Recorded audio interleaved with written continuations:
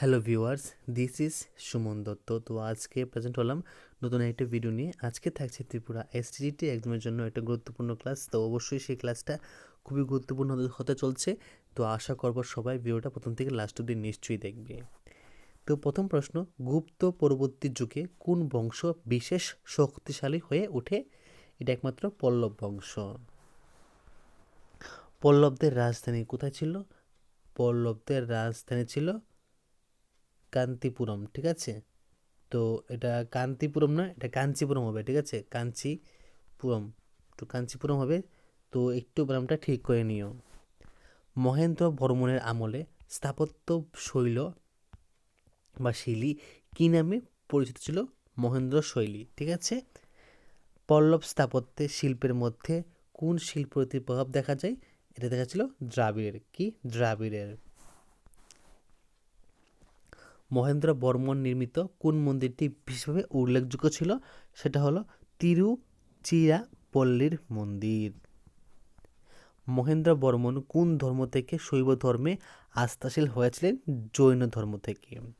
প্রথম নরসিংহ বর্মন বা বর্মনের আমলে মন্দিরগুলি কি নামে পরিচিত ছিল?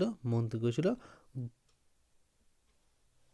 গুহা মন্দির হবে, ঠিক আছে? গুহা মন্দির, গুহা হবে। তো এখানে গৃহা উঠেছে, এটা গুহা হবে, ঠিক আছে? গুহা মন্দির। প্রথম নরসিংহ বর্মনের আমলে আর কি আকারে মন্দির তৈরি হয়েছিল? রথের আকারে। কি আকারে? রথের আকারে।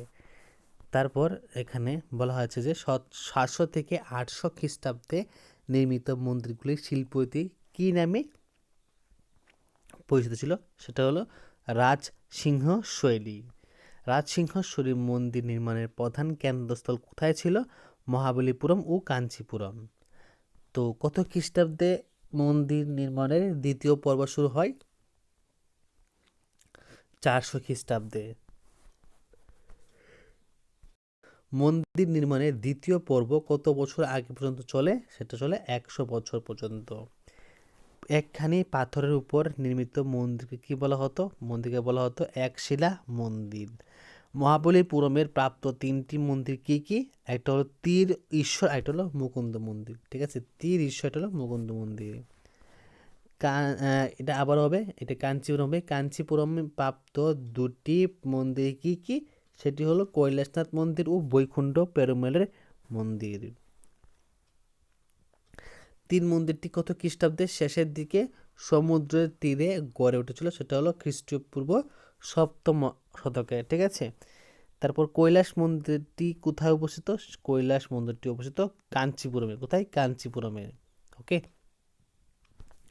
তো শুধুমাত্র স্থাপত্য নয়, কোন ক্ষেত্রে পল্লব যুগের অদ্ভুত নিদর্শন পাওয়া যায়? সেটা হলো চিত্রকলা। পল্লব যুগের অদ্ভুত শিল্পকলা কোনটি? সেটা হলো, এখানে কি দিয়েছে? এখানে ভুল দিয়েছে। ওকে, ওয়েট করে আমি দেখছি। এটা হবে কীর্তার্জনীয় রিলিফ। কি হবে? আমি লিখে দিচ্ছি, এটা উত্তর হবে, এই যে প্রশ্নের উত্তর হবে এখানে।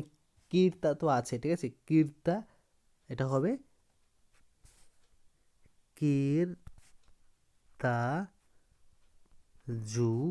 ঠিক আছে? উপরে রেপ আছে, কীর্তার্জনীয় রিলিফ।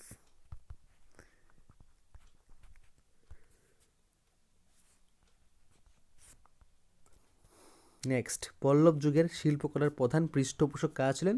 শাসকরা ছিলেন। কে ছিলেন? শাসকরা। পাহাড় কেটে মন্দির নির্মাণের চেয়ে পরবর্তীকালে কী ধরনের মন্দির নির্মাণের প্রবণতা দেখা দেয়? সেটা হলো স্বতন্ত্র ও স্বাধীন মন্দির। পল্লব বংশের শেষ রাজা ছিলেন অপরাজিত বর্মন। কে?